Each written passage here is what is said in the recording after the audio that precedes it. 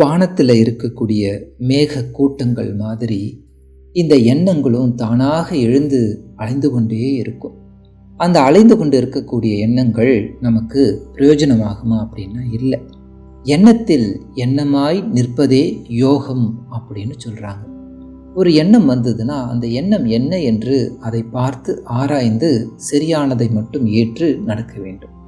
அடிக்கடி தும்மல் வருதுன்னா என்ன செய்யலாம் அப்படிங்கிறத பார்த்தோன்னா, தூதுவளை பொடியையும் மிளகு பொடியையும் எடுத்து பாலில் கலந்து ரெண்டையும் சாப்பிட்டு வந்தோன்னா தும்மல் நின்றுவிடும் அப்படிங்கிறது நம்முடைய சித்த வைத்தியம்.